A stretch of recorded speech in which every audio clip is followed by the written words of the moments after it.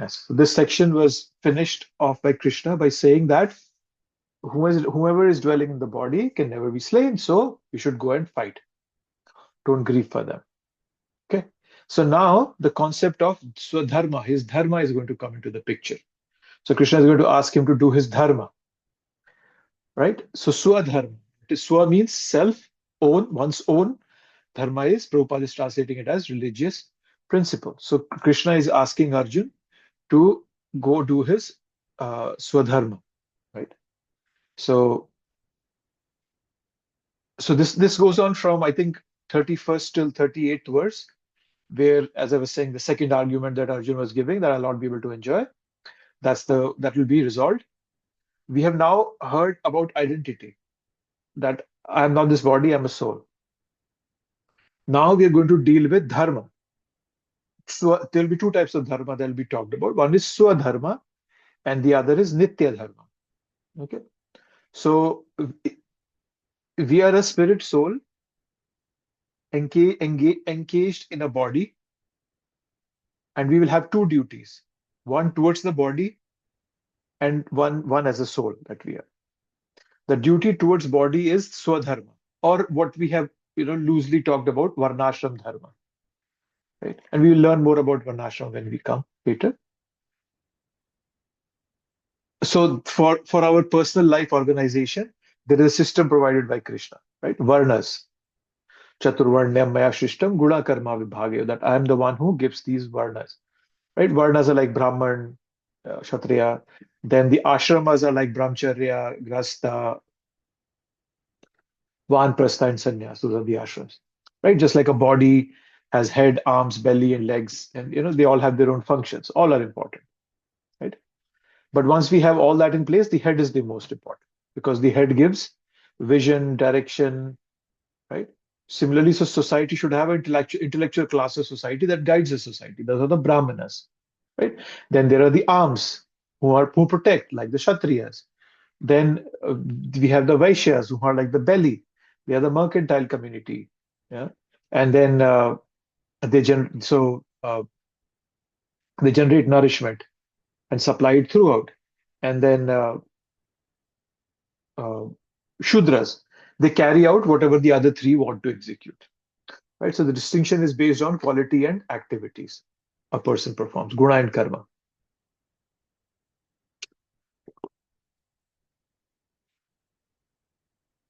Can you think of any examples where somebody was born in one varna but acted like another varna? Can anybody think of some examples? Prahlad Maharaj? Okay. Parashuram. Prahlad Maharaj, yes, that's a good example. Yeah, Parshuram is also a good example. What else? Anybody has else anything else? Vishwamitra. Vishwamitra also is a good example. Yes, he was born a Kshatriya, but he wanted to become a Brahmana. Yes. Karn from Mahabharata. Karna. Well, yes. So he was born as a Kshatriya, but he lived his life as a Shudra because when he was born, Kunti, abandoned him. Yes. Bali Maharaj? Bali Maharaj, what was he born as and what was he acting as? Can you give me some details? Bali Maharaj was, he was the grandson of Prahlad Maharaj, who was Yes. born in the demoniac family. But then Yeah. when Vaman Dev came, he acted like a Brahmana. Yeah, that's a good one. Yeah. Narada Muni. Narad Muni? Yeah. Okay. Narad Muni, how is that? He Can was you please? born he was born in a maid servant's son, but then he acted as sannyasi. But Brahman, he no? became Narad Muni in the next life. Yeah. That's what you mean, right? So in one life, yes, he was born as to a mother, and he was more like a Shudra, you can say. Mhm. But yeah, you can say to some extent, yes, he left his home, his mother died, and he was meditating his whole life. So he was acting on a Brahminical level. Yeah, that's a good point. Yeah, you can say that. Yeah. One of my favorite characters is Ashwathama. Ashwathama, he was born a Brahmin. He was the son of Dronacharya, who was a Brahmin himself. but he acted like a Shudra by killing the 5 sons of Draupadi. That was a Shudra-like activity. So he's one of my favorite characters. But one thing I like about it is that you always have that capacity to change, freedom to change, I would say, not capacity, freedom to change. Shastras say that Ashwatthama will be the next Vyasadeva. When, again, the time to write all the scriptures comes, so Ashwatthama will be the next Vyasadeva.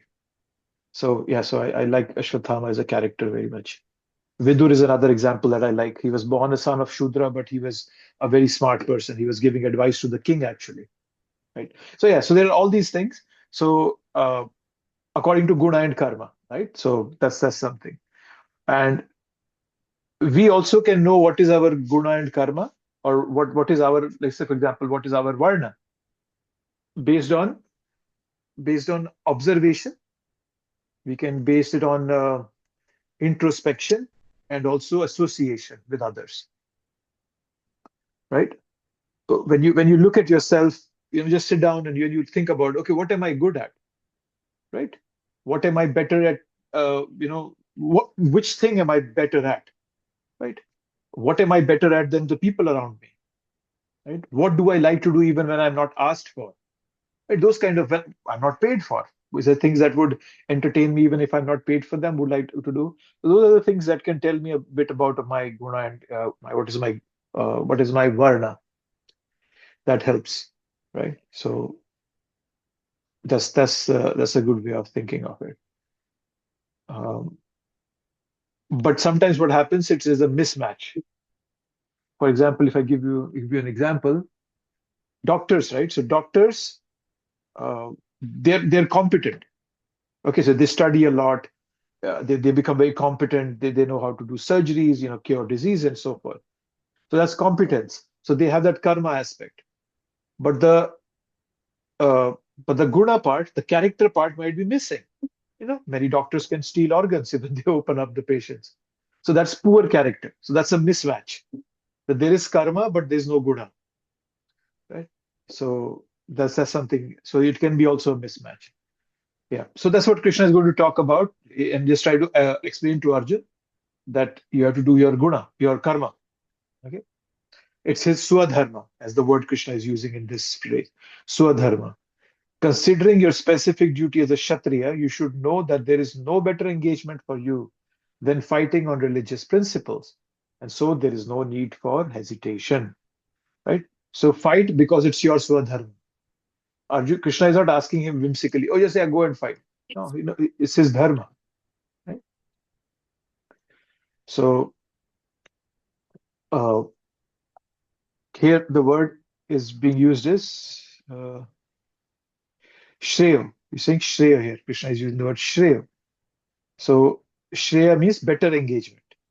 So what is the better engagement? So long-term good in one sense. Shreya means long-term good. It comes in the 2.7 verse also where Krishna surrenders. Shreyasteham tvam sadhi mam prapannam. Right? Please tell me what is my long-term good. Right? So that's what Krishna is now elaborating upon. Right? Whenever Krishna talks of swadharma, he's talking of the material duty, process of varnashram. Just keep in mind. The other type of dharma is nitya dharma. Nitya dharma is our eternal constitutional relationship with Krishna. And what are those activities? We have Shravana, Kirtana, Vishnu, Smaranam, Pad Sevanam, Vandanam, Sakhyam, Dasyam, Atma Nivedanam. There are 9 of them. Right? So that's our Nitya Dharma. So how do we do Nitya Dharma? By having a guru, by learning the science of bhakti, by transforming our consciousness through Krishna consciousness. Right? So because everyone has this consciousness, right? We all have a consciousness, right? So we all have a consciousness. So we can transform it by doing our Nitya Dharma. And the easiest way is to bring Krishna into the center of everything. Then there is no conflict. So nothing to be left. Neither you have to go to the mountains. Just bring Krishna into the picture. Right? So Yeah. Okay.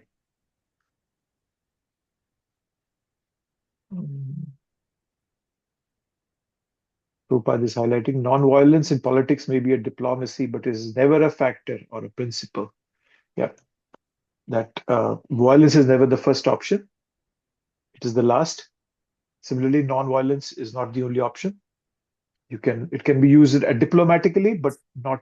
You shouldn't be using it as an option. Right? Here, if you see, Prabhupada is using. He's telling Swadharma can be your bodily duty, and then he says the Swadharma becomes spiritual later on. Yeah, then it becomes your Nitya Dharma. Okay. Okay.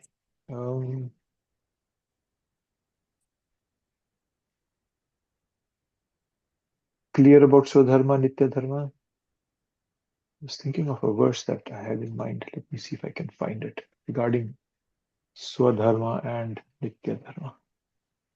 Give me a second.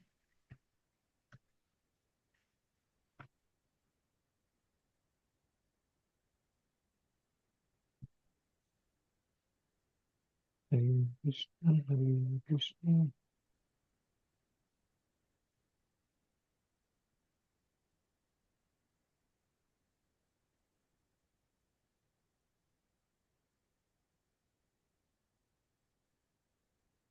Nope, I can't find it. Let's go ahead. 32. 32 says, O Parth, happy are the Kshatriyas to whom such fighting opportunities comes unsought, opening for them the doors of the heavenly planet. So what is Krishna highlighting here? By doing your Swadharma, you can go up to the heavenly planets. Right? So Krishna is not right away saying do bhakti. He's starting with the dharmic duties of a Kshatriya. Right? And he's saying even if you die doing your Swadharma, Arjun, you will go to the higher planets, like heavenly planets. So what's in heavenly planets? There is much more enjoyment there. So, but wherever you go, we always have to come back to this Bhuloka so that we can get out of this cycle. When you go upwards, the planetary systems, right? You are in Bhulok. Bhuvar, Swarga, Jana, Tapa, Mahar, and yeah, so there are 7 up and there are 7 down. Rasatal, Talatal, Mahatal, Patal, Sutal, there are 7 in the bottom. So you can go into any one of them depending on our activities, but eventually if you want to get out of the cycle, we have to come to this Bhuloka, and the reason is because Bhuloka, there is a balance of happiness and sorrow. None of them is high. In the upper planetary systems, the happiness is immense. There's a lot of pleasure, and we can't think of Krishna. We're so happy, pleasure. And when we go downward, there is so much of misery, then we can't think. So there's a balance here, right? So, and so Krishna here now he's refuting the statement that I was saying, right, that Arjun made, where he was saying, Nacha Shreyo Anupashyami Hatva Swajanam Ahave. That what Shreya will I get by killing my kinsmen, right? So here, Krishna is right away doing that. In the earlier verse, he used the word Shreya. So he's countering that. Right? That Krishna is saying that's the wrong thought.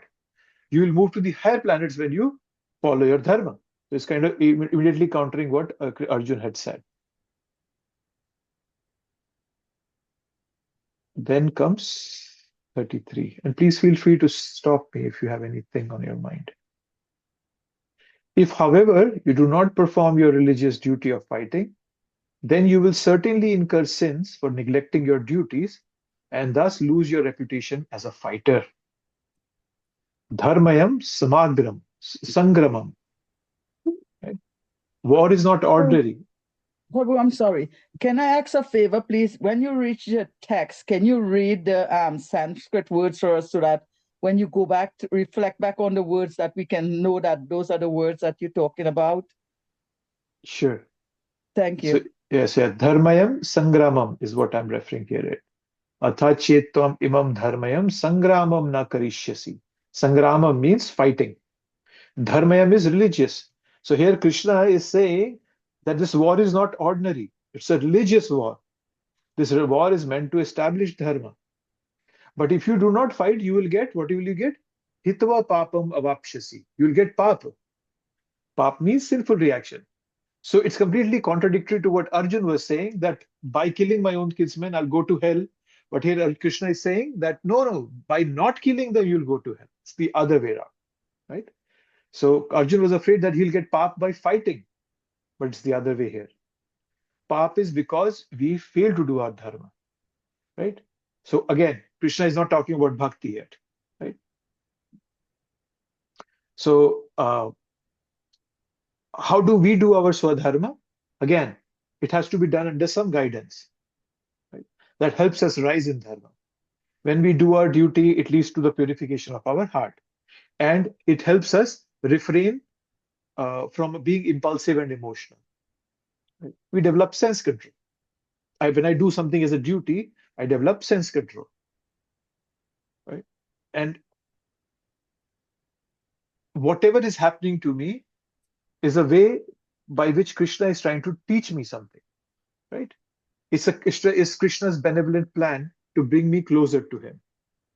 So it's a very like a lofty philosophy. Brahma talks about this in the 10th canto, 14th chapter, that when we live our lives by looking at every reversal, insult, or even a windfall, anything good that's happening, all as Krishna's mercy, or everything pushing me towards being more dependent on Krishna. So when we look at that, look at everything in that way, then everything becomes beneficial for us to grow in our dharma. Okay? So we all have to do our dharma, mother, wife, husband, son, daughter, family, whatever, jobs. We don't give up our duty just because they are cumbersome. They're too much for us to handle. 34. People will always speak of your infamy, and for a respectable person, dishonor is worse than death. Right? So Krishna is pinching Arjun's sense of pride. Now, what is being talked about here? A kirti. Kirti means fame. So a kirti means infamy that you will get. Right?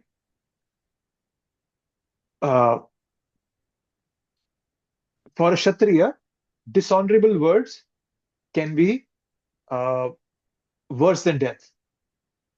Right? So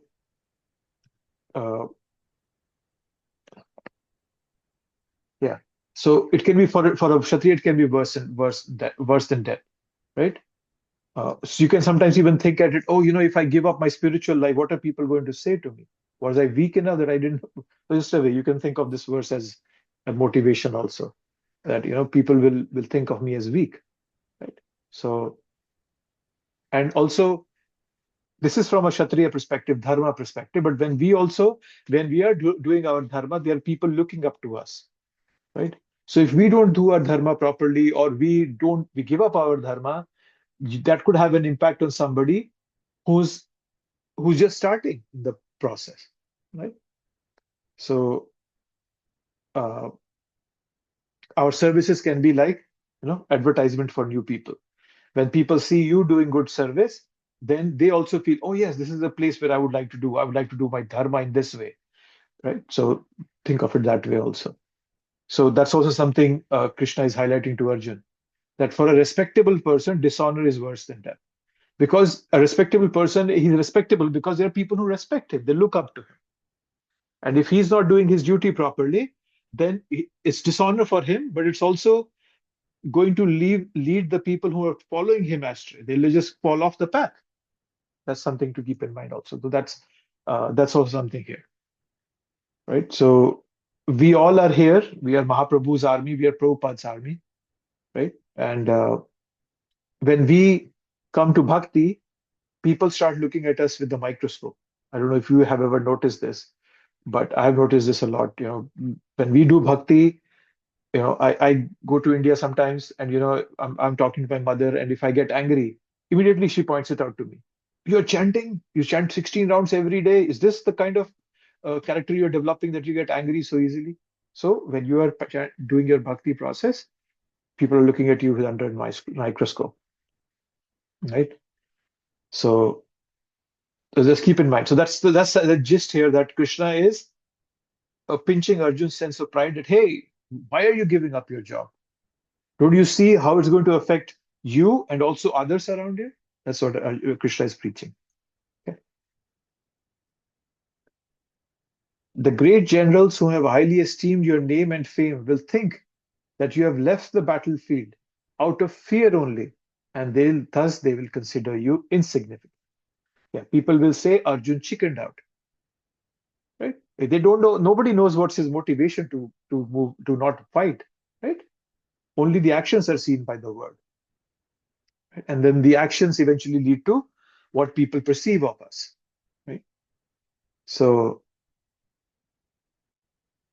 especially people like Duryodhana and Karna, they're not going to praise him. Oh, see what a great soul. He didn't fight a war, he just left. No. They'll just say, oh, finally it's proven that he's a coward, that Arjun is a coward. So Krishna is giving all these reasonings for him to follow his dharma. And it all started with the verse where Krishna pointed out in the 31st verse about Swadharma. Right? So first he said, do your dharma, and then he's giving him multiple reasons why you should do your dharma. Right? And this is countering, as I was saying, countering the argument that Arjun was saying, that if I do my dharma here, I'm going to go to hell. Krishna is saying, no, it's going to completely opposite. It's not this way. Okay. Now, your enemies will describe you in many unkind words and scorn your ability. What could be more painful for you? Avachya vadams cha bahun. Bahun means many. Avachya vadams means unkind words. So they'll use a lot of unkind words for you, Arjun, right? So, and Prabhupada is talking about so-called compassion here, right? So Prabhupada gives this example of a so-called misplaced compassion, as you would say it. There was once, Prabhupada told this story that how in his neighborhood once when he was young, there were two boys, and one of the boy, the elder brother, was very sick, and he had been told to not eat any solid food. And for some times the parents went out of the house, and the younger brother was at home, and the elder brother was craving for solid food. So he said to his younger brother, please give me some food. So the younger brother, out of compassion, gave him some food. But then that made his health worse. So, so that's what it's called as misplaced compassion. Or Prabhupada is saying is so-called compassion. So even though Arjun is trying to act in compassion, but the others will not see it as compassion. Right? They'll see it as just that it's just, he's just a coward. Right? Then comes, which verse is this? 37. Hato va prapshasi swargam jitva va bhokshase mahim tasmad uttishta kaunteya yuddhaya krita nishchaya. O son of Kunti, either you will be killed on the battlefield and attain the heavenly planets, or you will conquer and enjoy the earthly kingdom. Therefore, get up with determination and fight. Again, Krishna he presents a conclusion after every segment of his speech. So now he's wrapping up that his argument against Arjun's statement that I will go to hell if I fight this war. So after talking about this, what does Hare Krishna say? Fight. That doesn't go away. Right? This is something, an application for all of us in our lives.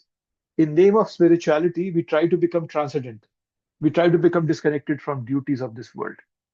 Right? But that's not what Krishna is teaching. Right? So we have to do what we have to do. But yeah, obviously, don't put your heart in something. Yes, do it methodically, do it dispassionately, but don't put your heart in it. Right? Don't lean into it, as they say. Right? And whatever balance energy we have, you use it for Krishna consciousness. Right? Methodical, but dispassionate. Yes, Julan Yatra. I feel like if we have to do something methodical and dispassionately, I just feel like we might like end up losing interest, Hmm. and then it's difficult to like do the service. Like I make garlands, but if I like every week when I go in, I always think about, maybe I should add different flowers, or if it's like the same flowers every day, I just feel irritated and I feel like what's like, there's nothing new in this. So will he really like enjoy the garlands? So it becomes like difficult to maintain that taste Hmm. if we become like, yeah. Yeah, so when I said methodical and dispassionate, I meant about material activities, not about spiritual activities. But Uh, even like when we say that we are doing like job for as a duty, as a service, like whatever it is, an accountant or whatever, if hmm. we don't put our heart in like in our job, then still it will become like lose interest. Yeah, so let me unpack that a bit. So act with clear purpose, discipline, steadiness, but don't be swayed by emotional highs or lows, attachment or aversion. So what that means is that methodical means in a very deliberate, organized, and a thoughtful way. That's what methodical means. You plan your actions, you carry them out efficiently, right? Mm. Managing resources, for example, you have some budget or manpower, and so responsibilities, right? You think through the consequences, you proceed step by step, not impulsively, right? Mm. So for example, when doing business, you analyze data, you make rational decisions and follow a system. You don't uh, bring your greed or fear in there.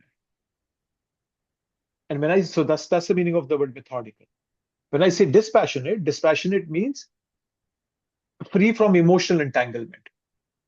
What that means is, if things are going good, you don't become elevated, very happy.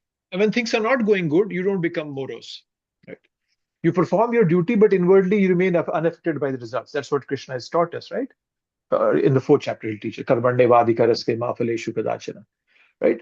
You don't identify your own worth by your work, by your material gains, by your promotions at work, by your salary or anything. Right? So that's what dispassionate means. You still care, but you're not clinging on to it. Right? Did that help? Did I unpack it enough?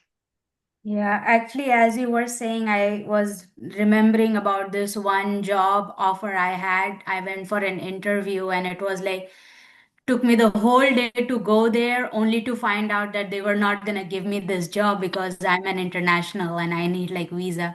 But when I Okay. came home, I just like realized that I did my duty, my job was to like go for the interview and I did that part. It was not meant to happen, whatever, that's fine. Thank you Yeah. for explaining that. Yes, that's the right meaning of being methodical and dispassionate. So it doesn't mean, see, when I was saying not putting your heart in it, I meant that don't become swayed by, as I was saying, greed or fear, you know, emotional highs and lows, attachment, aversion. Oh, I don't like this guy at work, or I like this guy at work, or he's my friend, he's my enemy, or this guy is out to do something wrong to me, or my manager wants to, fire me, or whatever it may be. I'm just creating random scenarios, but that's what means we have put our heart in it, because all these emotions have become come into my job. That's what I was saying we have to avoid. Yeah. Yes, Gandharvika. But in material world, the success followed people who put all their heart to their work, extra hours, all of their passion, all of their attention and effort and energy. And if you do that, you will have definitely less energy and juice left for devotional service. Like in my Hmm. work, I could show up with all the emails read. So when I hit my desk at 9 o'clock, I Hmm. can know what to do first, and that will give me such a good credit, you know. But Yeah. I'd rather get up and do my devotion service. I don't want to read emails on my train ride. I chant and I get there and start reading email. I'll be Hmm. behind 2 hours behind all my, superior. you know, Mm. so that's the hard line to keep. Yeah, it is hard line. And I was just thinking, I was reading, I was hearing a lecture where, the a devotee was mentioning how Tamal Krishna Maharaj once was talking to Prabhupada, and he said, Prabhupada, you said bhakti is simple. No, sorry, you said bhakti is easy. Prabhupada said, I never said bhakti is easy. I said bhakti is simple, right? So yes, I know it's not an easy thing. It's hard to do that balance, and hard to bring that in. But when I say putting your heart in something, I mean, uh, how to say it? To act, like to act with sincerity, enthusiasm, full attention, to engage very deeply. So yeah, that's what I meant by putting the heart. But then we also have to remember that just by putting our heart, it doesn't mean that we will be successful, right? So that's also something to keep in mind. If we invest our heart too much, means we are emotionally attached to the outcome, then we may lose balance if results don't go as we hoped. We may become biased, become disappointed, that whatnot. There has to be a balance. Our heart will give the vitality, the creativity, and whatnot, and the intelligence keeps clarity, balance, and perspective. So, right. So that's the way something we have to keep. So, but I mean that don't put your heart fully in there means keep that detachment from it also. Was there another hand raised? I saw. Yes, Binu. Yeah, Prabhuji, we're talking about Swadharma. So how does one know what their Swadharma is? I mean, obviously, in this case, right, it appears that Arjun did not know or was confused of his Swadharma. So for us, there will be a situation where you don't know what your Swadharma is, and not everybody has Guru. So in that case, in situations like that, how do you know what your Swadharma is? What's the guidance? Yeah, I briefly touched on it when I was saying. So one way to do it, which has helped me a lot, which I even use every day, is by observation, introspection, and association with others. So observation and introspection. So I know that I like reading and I like explaining it to others. That's why I'm doing this course. I like doing this. This is something that I'm really very interested in doing. I will read, I'll try to make connections. I'll read from Bhagavatam and Bhagavad Gita. I'll try to connect those. That's something I really like doing. So that I understood through observation and introspection. So I'm just giving you an example, might not be a perfect example, but another way to look at it is what is your natural inclination? What activities feel natural to you, which are not forced on you? What kind of work brings steadiness to you? Where do you find yourself, as they say, right? What's that? A flow psychology, like flow mindset, that you just invested in it. So you're so excited to do that job that you are just fully invested in it. So that's how you find out. Obviously, one aspect to keep in mind when you're looking to understand what your Swadharma is, you also have to be clear that your ego is not coming into the picture. Let's say, for example, if I say I like doing this course because it gives me prestige. People come and congratulate me. Oh, Prem Dham, wow, you know so many verses. You can recite so many verses. So then, if it's coming from an ego, then that's a wrong way of looking for our Swadharma. Swadharma it's not about ambition. It's about alignment with my inner nature. What is it? What is my temperament? Right? And you can always test it through some experience. Right? It's not going to happen that tomorrow morning you'll wake up and you'll know what your Swadharma is. It clarifies itself over time. As I was saying, through doing different things, through reflecting, possibly failing at many things, then refining yourself, then you start to begin to see where is steadiness, where do I get clarity of mind, right? What increases humility and understanding for me? What brings joy in my life, right? So that's the way to look at it. And I can give you a very practical example. No, I can't explain it to you, but means I've been with my company for the last decade. For the past 9 years, I was very happy because whatever I was doing just fit perfectly into my um, into my, you could call it swadharma or my temperament. But then I was put into a very, very fast-paced, detail-oriented, uh, stakeholder management kind of a job. Completely changed everything.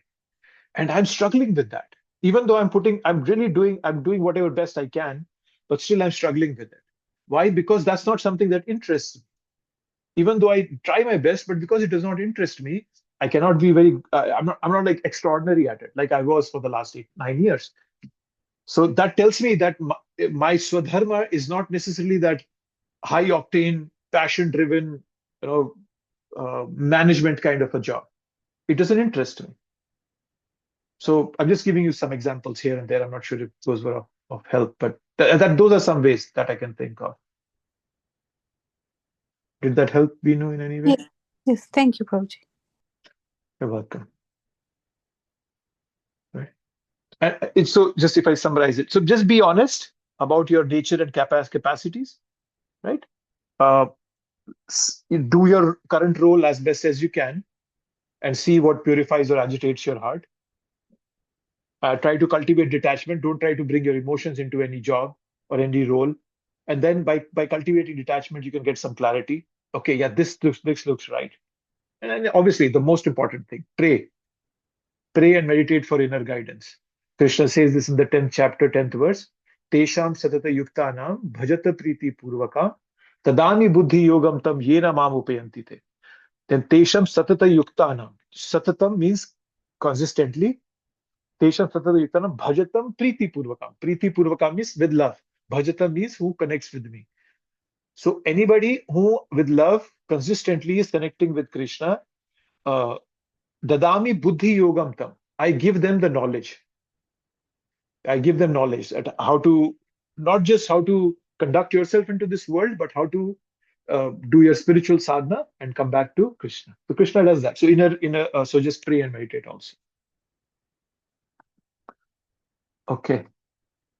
Anything else from anyone? Taking a pause here.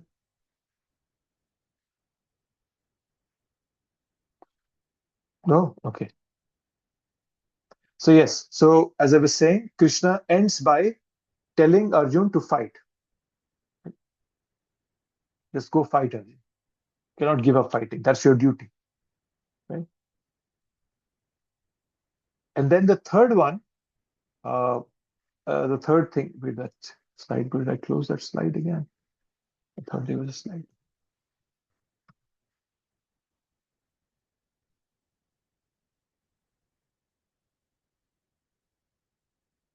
And so the third one was uh,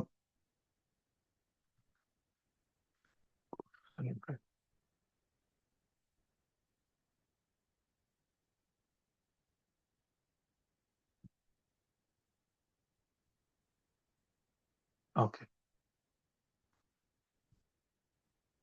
So now, oh yes, after this fighting, Krishna asking Arjun to fight, and he says that fight for the sake of fighting, right? So because the first thing, as I said, was compassion. Second thing was enjoyment, and the the reasoning that Arjun gave us fear of sinful reactions, right? So now Krishna is jumping into that section, answering that question. So from 38th verse to I think does it go on? Let's see how far it goes on. But yeah, so he's going to answer that question. So he's saying, when don't worry about sinful reactions, don't consider about happiness, distress, loss or gain, victory or defeat, right? So when you do that, you'll never incur sin. That's something Krishna is bringing up. Okay. Now, as Krishna moves forward, so Krishna is saying, this is verse number 39. Thus far, I have described this knowledge to you through analytical study. Now listen as I explain it in terms of working without fruitive results. O son of Pritha, when you act in such knowledge, you can free yourself from the bondage of words. Right? So freedom from sinful reaction. So any reaction, any results. That's how Krishna is going to explain that. How can you free yourself from that? Okay.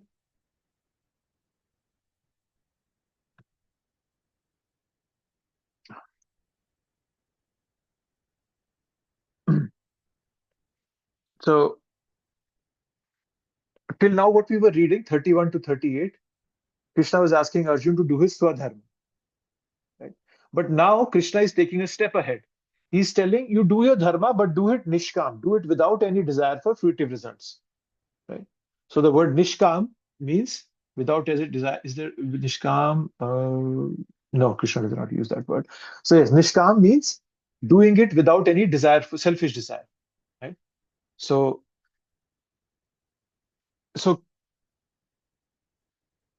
yeah, okay. So he's asking him to do nishkam karma, right? So karma, as you know, the word karma means prescribed duty, right? So, and how do we know what is our prescribed duty again? What is our swadharma coming to that level? It also helps Guru, Sadhu, and Shastra. That also helps, right? The word yoga, that's why it's called yoga, right? So we are talking about, nishkam. I said nishkam karma yoga means like doing your duty without any selfish desires, right? So the word yoga means to connect, right? That's the meaning. So yes, whatever occupation we have, and to do our best in it, we take guidance from Guru, Sadhu, and Shastra. So, and Krishna using the phrase here, fruitive results, without fruitive results, right? So fruits of any work we get should not be used for selfish purposes, right? It should only be used for just keeping ourselves, maintaining ourselves, and then to propagate spiritual values. That's what working without fruitive results means. So we need an expert spiritual master who can teach us how to dovetail our propensities and occupation in service of Krishna. So that's what Krishna is explaining here. Right? Every action has an equal and opposite reaction. Every action in this world can cause bondage, but we can stop that by working in a God conscious manner, in a Krishna conscious manner. Then it becomes nishkam. There is no reaction to it. So this is the first verse in this here when we're talking about this section, and these are the primary symptoms of nishkam. Wait a minute, where is that?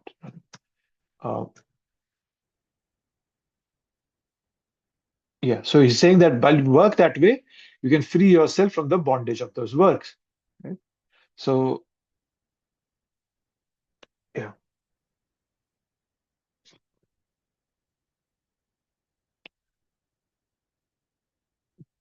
Yeah. Okay.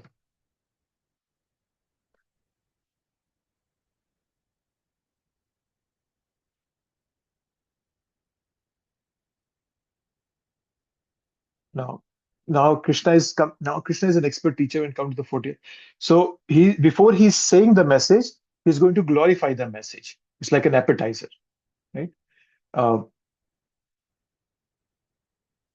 In the material world, whatever we may accomplish, eventually it doesn't amount to anything, because when we leave the body, everything is left behind, right? Our material life ends all our endeavors in frustration.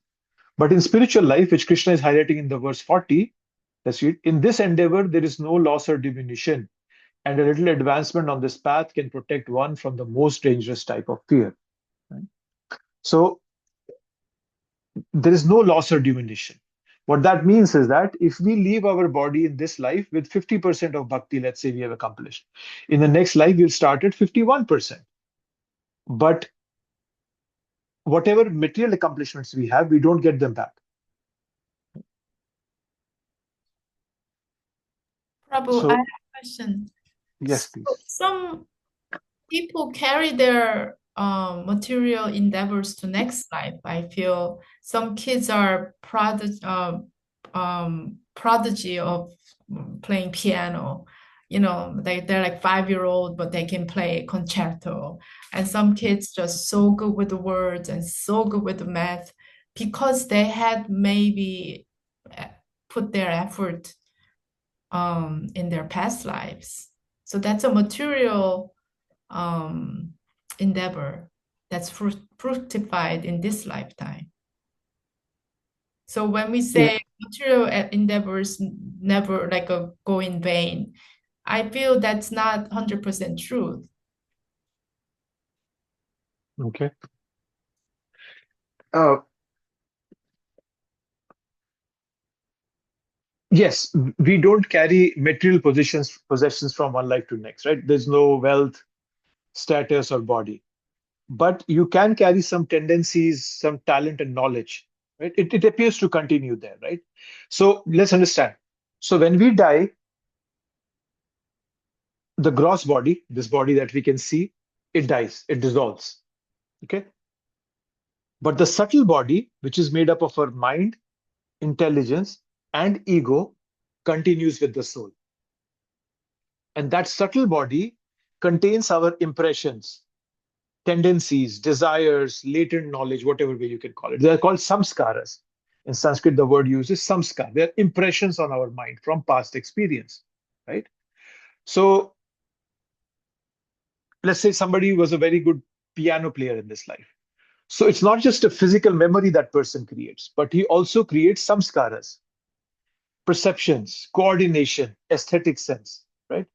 At death, the physical memory will go away. The child will not remember that in my last life I played this piano or I had this guitar when I was there. But the subtle impression remains embedded in the mind that travel with the soul. Right? And in the next life, that impression can appear as a natural aptitude. Right? So that's right. Right. So what when I say that it's nothing is well, everything is lost here, I'm talking more about the material possessions, the gross matter, whatever we are carrying. Right?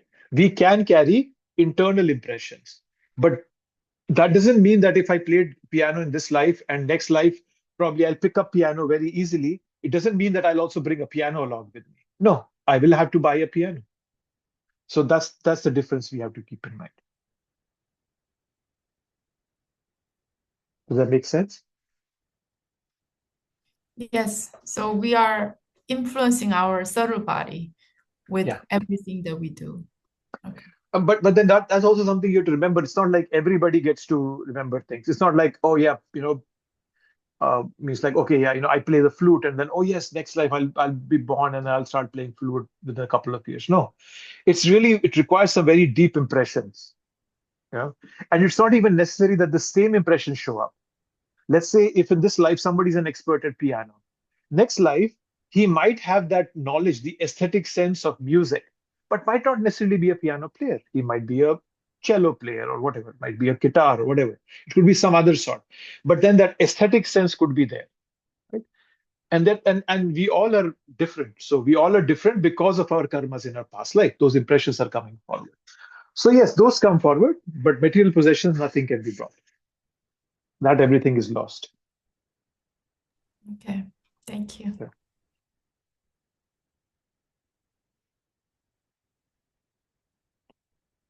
Okay. And Prabhupada says in this that work in Krishna consciousness carries a person again to Krishna consciousness, even after loss of the body. At least one is sure to have a chance in the next life of being again born as a human being, either in the family of a great cultured Brahman or a rich aristocratic family that will give one further chance for elevation. Right? So let's say, even if you had that, going back to your example, that I had a very good sense of music, I might have that in my next life. But then it's not guaranteed that I'll have parents who could buy me a piano or any musical instrument for that sake.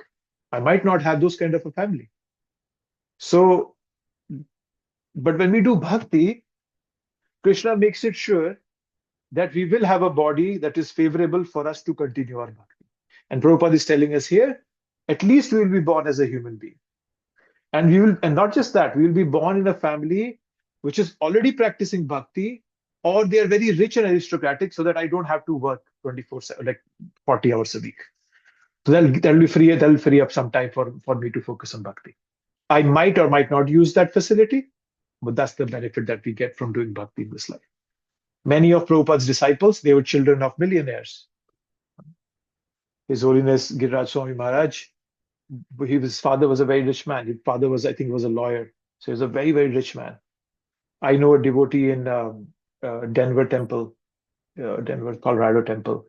His father is a billionaire, but he's a devotee. Very simple but amazing, humble devotee. So, yeah, you can be born, but if you don't use it for bhakti, what's the use of it? That's what Krishna is saying. But Prabhuji, like Bharat Maharaj, he was born as a deer. Mhm. So it's not like in next birth he was born as a human being. But he was at a very, very high elevated level than whatever we are. Yes, but then he was born as a deer, but he had that memory of why he became a deer. Mhm. That's the best way Krishna could fix his problem. Okay. We all are not Bharat Maharaj. We are Mm. at least I'm at a very low position. Bharat Maharaj was just on the topmost. He had almost reached the topmost level of prema. So he was there. Mhm. Yeah, but then Krishna knew how he could fix that problem of his by making him a deer, but make him remember what mistake he did in his last life. So that's a mercy that very, very special people get. Not everybody gets that. Thank Yeah. you. You're welcome.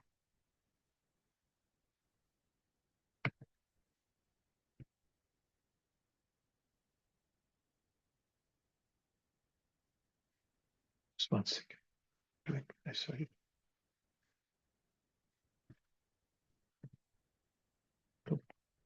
Okay, let's come back to the verse. So 40th verse tells us a very important verse. 40th verse, Nihavi karmo nasvasti, that even a little bit of work in this bhakti can free us from all the fears. And then comes another very important word, Vyavasatmika buddhi ekehi kuru nandan, bahu shakhahi anantascha, buddhayo avyavasayina. Those who are on this path are resolute in purpose, and their aim is one.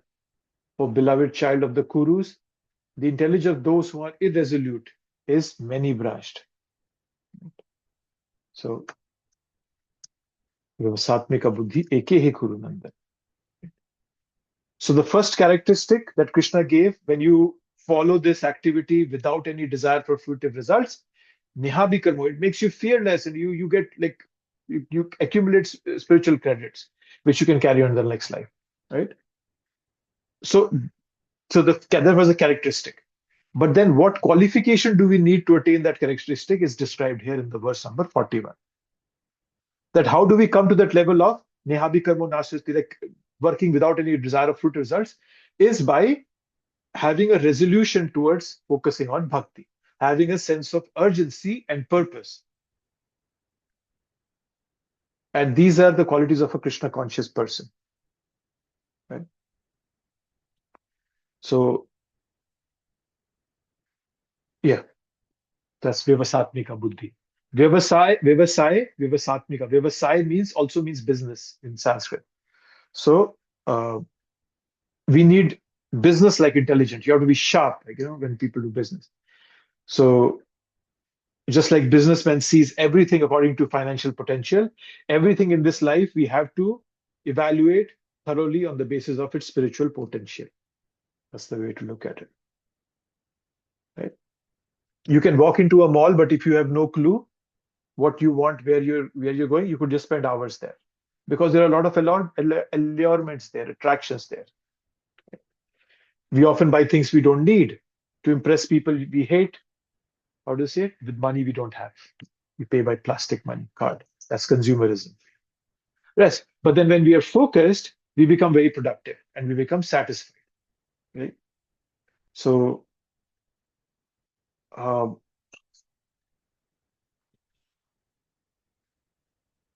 so when we become focused and we do bhakti with a focus, there are 5 main benefits that we get of practicing spirituality with focus. Right? One, self-assessment. And that's a very important thing. Understanding who I am, where do I come from, what is my purpose, what am I doing here, what is my dharma, all those things. Right? Increases our attention, concentration, and comprehension. So attention, there's concentration, and then comprehension. You can understand things better. It gives us self-confidence, right? It builds self-control. right? That's something also we get when we are focused. Emotional awareness. When some people who are practicing spirituality, they understand others' emotions to a much better extent. They're sensitive. And then we develop non-envy. Envy is a big problem in all of our hearts. It includes there are those 6 sins, right? Lust, anger, greed, illusion, pride, and envy. And it's said that envy contains all the other 5s: lust, anger, greed, illusion, and pride. They all are in envy. So yes, we develop non-envy.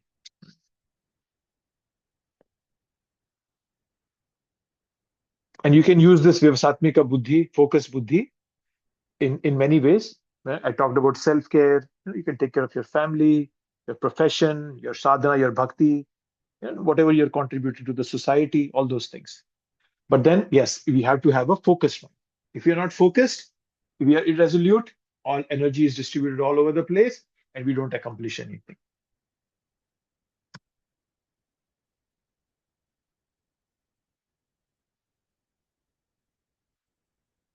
Okay. Now, so going back, 40, 41, 42, and 43. So 40 was a characteristic. What is the characteristic of bhakti? Nehabi karmo nastasti pratyavayana vidyate swalpam apyasya dharmasya trayate mahato bhaya. That's 40th verse that we just read. That it makes us fearless,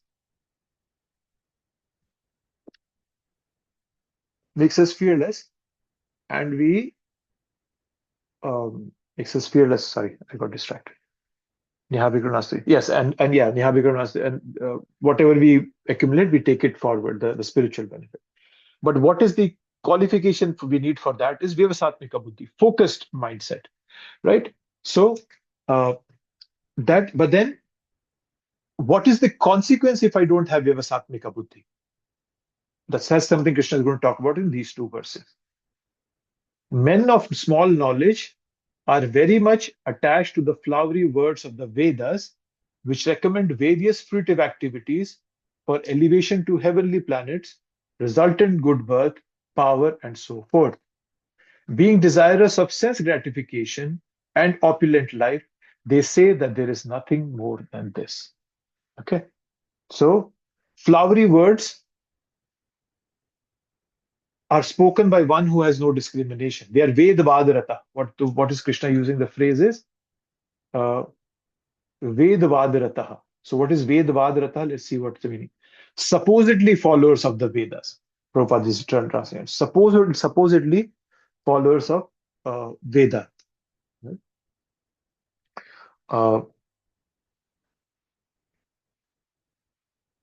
Yeah. So yes, those are flowery words, right? Yes. Vedvadarata. Those people think that there is nothing else in this world. They have material desires, they will go to heaven, they will have a good life. So their goal is science and enjoyment. And Aishwarya, great, to be great. Yeah. So yes, it's Vedvadrata Partha, right? People who don't have that focused mind, they get attached to the flowery words of the Vedas, right? And because of the gratification in opulent life, it's bhoga, and opulent life is Aishwarya, right? And they say there's nothing more than this. They just have faith. So that's what happens if our intelligence is not focused on bhakti. Then we get pulled into so many different sense gratificatory activities which are listed in the Vedas. Originally, we all are residents of the spiritual world, but we come to the material world because of a desire to enjoy separate from Krishna. Right? Even when children rebel, the parents still supply their needs. Right? God creates this material world, supplies us with necessities, but then more importantly, He supplies us with the manual. Right? Right? So, but then if we get stuck on the manual, let's say the Vedas, right? So they give us how we can progress in bhakti, but then they talk a lot about enjoyment also. That's why when after Vyasadeva had written all the scriptures, Narad Muni was not very happy with him. He said that you have written something that is going to increase people's enjoyment tendency. They won't increase towards bhakti. So he writes something specifically about bhakti. That is, then he wrote the Srimad Bhagavatam, right? So yeah, Vyavasatmika, like people with multi-directional thoughts, they just want to get good results materially. That's all, right? Dhanam dehi, janam dehi, rupavati bharyam dehi. Give me money, give me good birth, give me beautiful spouse and whatnot, right? So Vedas are flowery words. There's a lot of promise for sensory enjoyment, but when we taste it, there's no taste to it, right? Flowers, right? You see flowers, they're so beautiful, but when you can't eat them, they're just not tasty, they're bitter, right? So yeah, that's what happens if you don't follow the process of bhakti, which is the vyavasatmika buddhi, focus towards bhakti. Then uh, it's just pushpitam vacha, goodness without God in it, like honesty of thieves, right? Those are the most dangerous kind of people in society.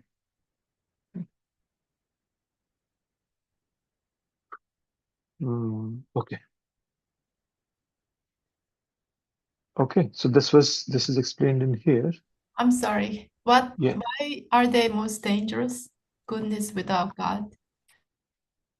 Well, because they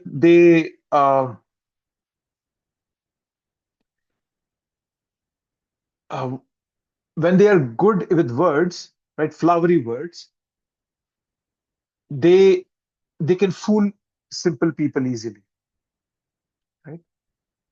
That's why it's a problem. I'm not sure if you have heard somebody who's very good in speaking. They have a very beautiful flowery language, but what they're speaking doesn't make any sense.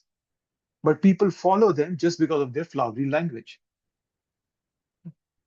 That becomes a problem. Yes, they use their intelligence to cover their cheating or whatever that Yes, they do. that's a good way of Yeah. putting it. Yes, that's why they are very dangerous people.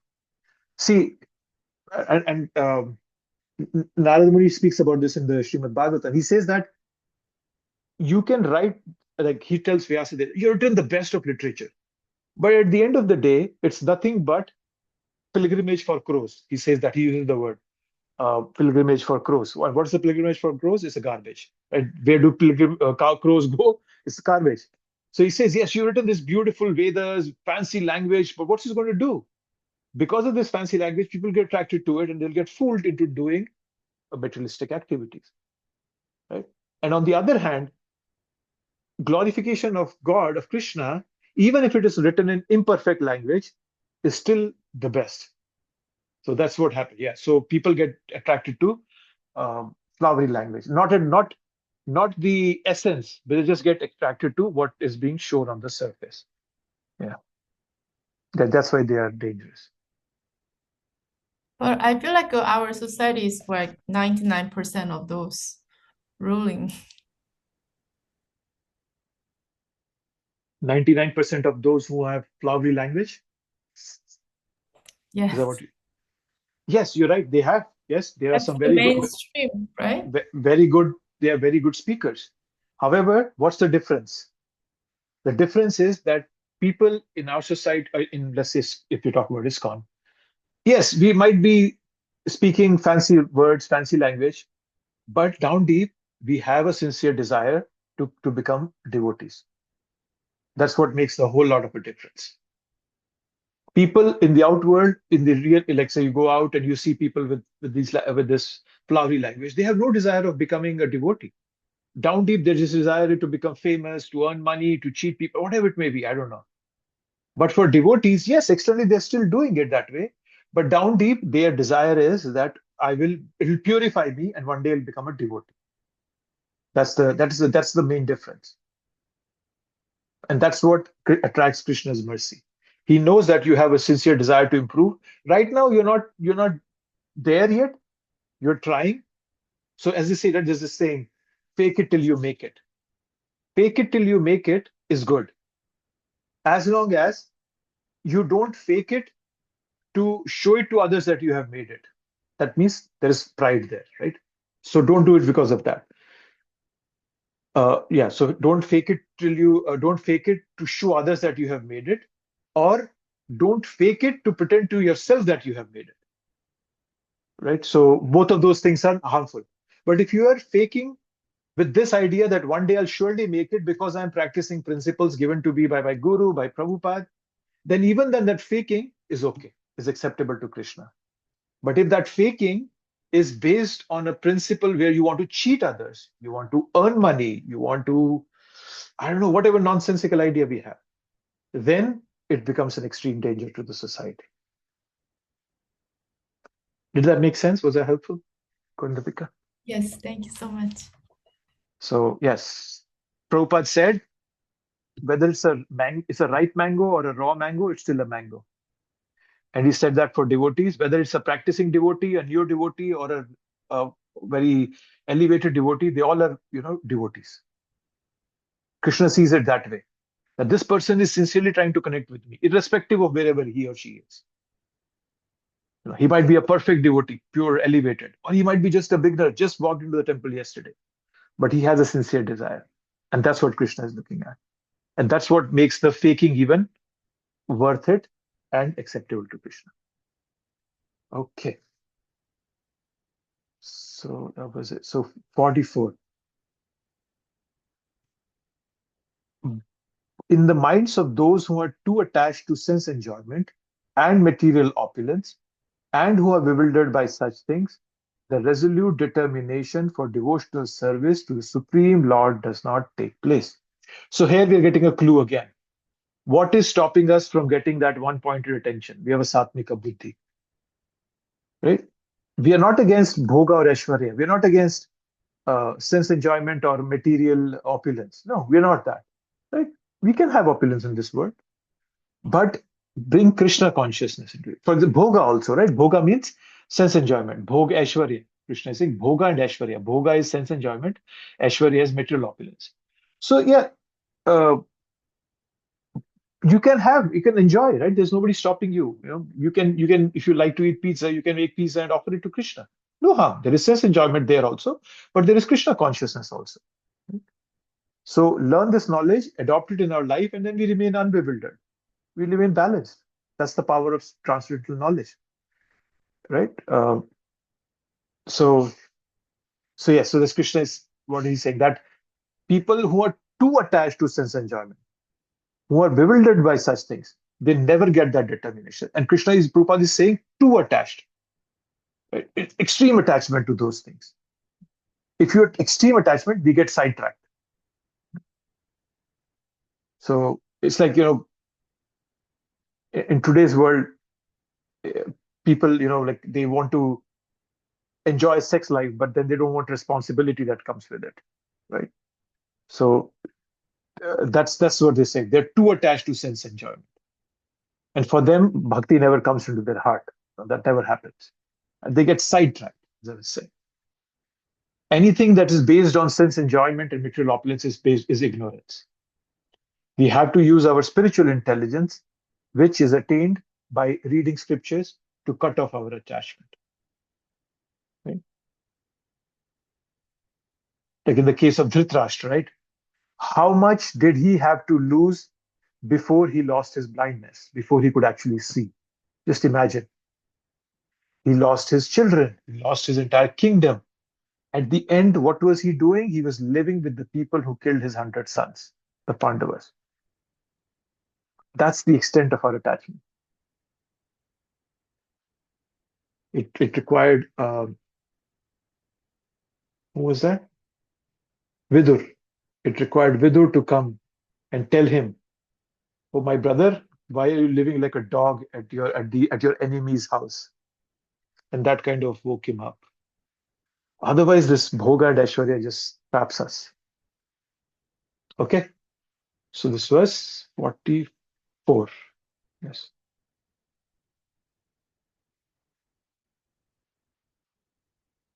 45.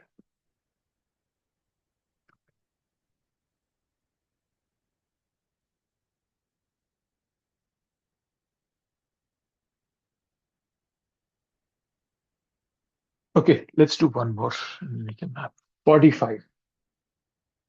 Traigunya Vishaya Veda. The Vedas deal mainly with the subject of the three modes of material nature. O Arjun, become transcendental to these three modes. Be free from all dualities and from all anxieties for gain and safety, and be established in the self. So, right. Now, this is the first instance where Krishna is starting to talk about the three modes. Right? So, when we look at Vedas, when I say we means devotees, when we look at the Vedas, we see them as a advertisement industry. It's all about Traigunya, the three modes. Constantly trying. Right? All you're just trying to indulge with those three modes. It's very bewildering. It's a trapping. We get sucked into it. So we have to get free from this. How do you get free from this? The word Krishna is using here is nirdvandvo. Nirdvandvo meaning without duality. Right? So he's saying, be free from all these dualities. And then the next thing says nitya sattvastha, niryoga shema. Right? So he's using words here. That nirdvanda. Dvandva means duality. I like this, I don't like this. So get that duality out of our mind. Right? So that can help us from getting sucked into that flowery language of the Vedas. No, Prabhuji, in layman's term, what does become transcendental mean?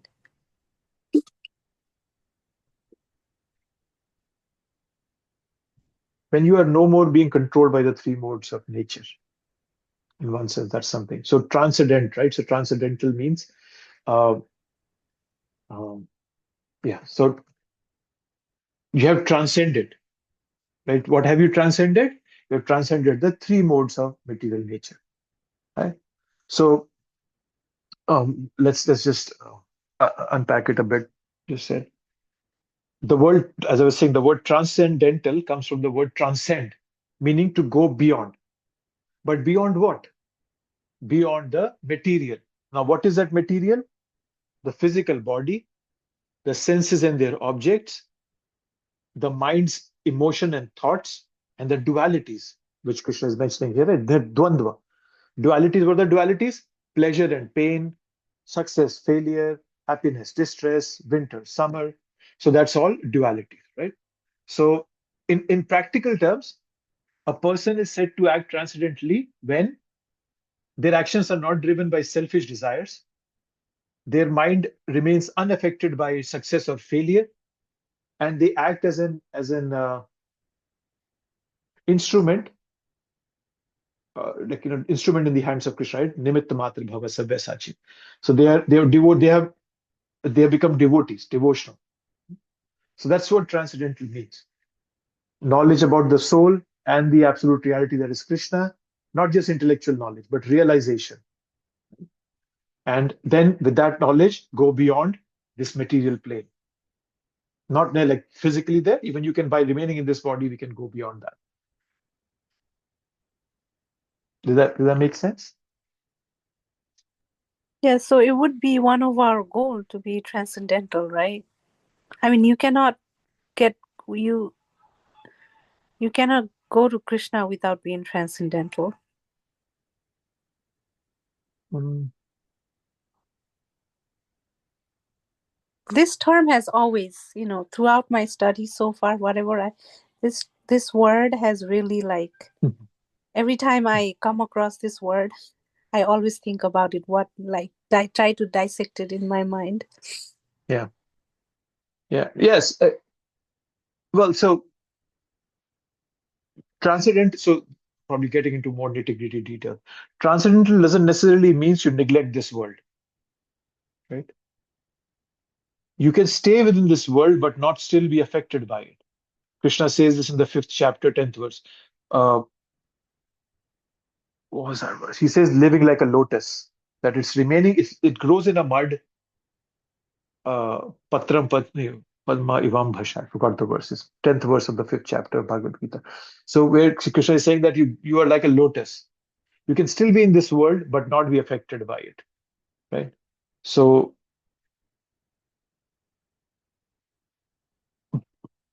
uh,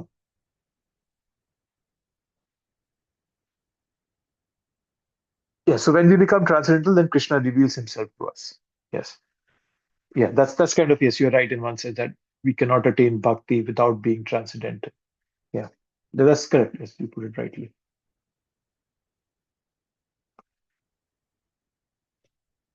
Okay. So yes, Krishna has brought about the concept of Vedas, Traigunya Vishaya Veda, three, three of those. Uh,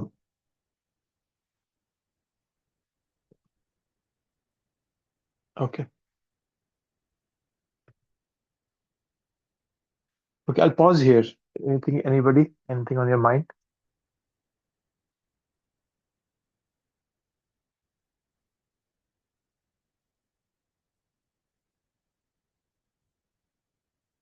Nothing? Okay, we can wrap up then. I'll see you next week. And please continue reading. At least read 10 verses before we come here and discuss. Purports are unbelievable. You might read the whole Bhagavad Gita, but you skip the purports. You have missed out a major chunk. They are very important. So that's why I don't go into the details of the purport because I'm assuming you all are reading. Please read 10 verses, and the best is you divide 2 verses every day. Spend time on those 2 verses. Try to kind of develop a relationship with them. So please do that. Hare Krishna. Hare Krishna. Thank you, Prabhuji. Hare Krishna. Thank you, Prabhupada. Thank you.